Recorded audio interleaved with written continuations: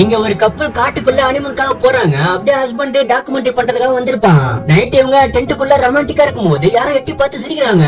John என்ற காட்டுக்குள்ள இருக்கவனுக்கு மீராவை பிடிச்சு போயிருக்கும். சோ ஹஸ்பண்ட் ரெண்டு பேரும் பிரிக்கிறதுக்காக அந்த மாதிரி பண்ணிட்டு இருக்கானே. ஒரு நாள் அவன் இவங்க கிட்ட கையங்களும் மாட்டிக்கிறான். எனக்கு உன் மனைவி தாண்டா வேணும்னு சொல்லிட்டு அவன் ரகோ போட்டு அடிச்சிட்டு இருப்பான். மீரா ஒரு கட்டையாலேயே அவன் தலையிலே அடிச்சுட்ட பய ஸ்பாட்ல இறந்து போயிடுவான். சோ அவன் அங்க இருக்க ஆத்துல போட்டு இவங்க வெங்க தப்பிச்சு போயிட்டு இருக்கும் போது அப்ப மோஷோன்ற ஒரு வயசான பாக்குறாங்க. அவர் என் வீடு இங்கதான் இருக்குன்னு கூட்டிட்டு போயிட்டு நீங்க இங்கேயே தங்கி டாக்குமெண்ட்ரி பண்ணிக்கலாம்னு சொல்ல அவருடைய மனைவி அமித்ரன்றவங்க மீராவுக்கும் ரகுவுக்கும் ஃபர்ஸ்ட் எய்ட் நெருப்பெல்லாம் பண்ணி இவளுக்கு ரெட் கலர் சாரி கிஃப்டா தராங்க. அந்த டைம் இவங்க நெருங்கும் போது ஒரு கெட்டி பத்து சிச்சுட்டு ஓடுறான். ஜான் தான் இறந்து போயிட்டானே வேற யாரா இருக்கும்னு சொல்லிட்டு இவங்க யோசிச்சுட்டு இருக்கும் போது அமித்ரா கூட்டிட்டு போயிட்டு இறந்து போன தன் பையன் போட்டோவை காமிக்கிறாங்க. அது வேற இடம் கிடையாது, இவங்க அடிச்சு போன ஜான் தான். இவன் ஒரு நாள் ஓனாய் கிடைச்சுமா. சோ அதுல இருந்து இவன் மிருக மாதிரி பிஹேவ் பண்றான்னு கட்டி வச்சிருப்பாங்க.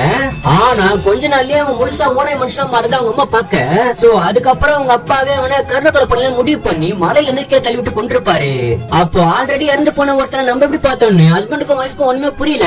டாக்குமெண்ட் எல்லாம் முடிஞ்சதும் நம்ம இங்க இருந்து கிளம்பிடலாமான்னு சொல்லிட்டு ஹஸ்பண்டும் மோஷோ கூட காட்டுல ரிசர்ச்காக போயிருக்கும் போது அமித்ரா கெட்டப் எல்லாம் மாத்தி மீராவை மயக்கமடைய வச்சு சாத்தானுக்கு பூஜை பண்ணிட்டு இருப்பா. ஆக்சுவலா அவங்களுக்கு இப்போ குழந்தை இல்லன்னு சாத்தானுக்கு கனி பொண்ண பலி கொடுத்து அவங்களுக்கு குழந்தை கிடைக்கும் நம்புறாங்க. சோ அதனாலதான் நீயும் உன் கணவரும் சேர்றத நானும் மோஷவும் தட்டுதா சொல்ல. ஆனா இங்கதான் இருந்து ஒரு ட்விஸ்ட படிக்கிறா. இவ காட்டுக்குள்ள போயிருக்கும் போது ஜான் தான் மோஷோ மாதிரி வேஷம் போட்டு அடிச்சிட்டு இருக்கிறத பாத்துருவா.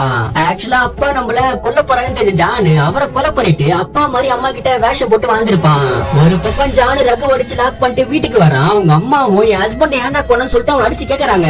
இவங்களுக்கு இந்த உண்மை மீராவை தப்பிக்க விட்டுருப்பாங்க. இவன் முழுசா ஓனைய மாதிரி அம்மாவோட பக்கமா அவங்களுக்கு கொண்டு வீசிடுறான். ரகுவை அடைச்சு வச்ச இடத்துக்கு வந்து ஒழுங்கா மனைவி என்கிட்ட கொடுத்துன்னு சொல்லிட்டு மீராவை தரத்துக்காக போக ஆனா மீரா ரகு இருக்க இடத்த கண்டுபிடிச்சு அவனை காப்பாத்தி கூட்டிட்டு போயிட்டு இருப்பா. அப்போ ஜான் ஓனாயா மாதிரி ரகு இருந்த நன்றி நீ கூட வாழ்வுன்னு சொல்லிட்டு அவனை கொல்ல பாக்குறான். உடனே மீரா எனக்காக தான் இவ்வளவு பண்றேன்னு சொல்லிட்டு அவன் கையை அறுத்துப்பா.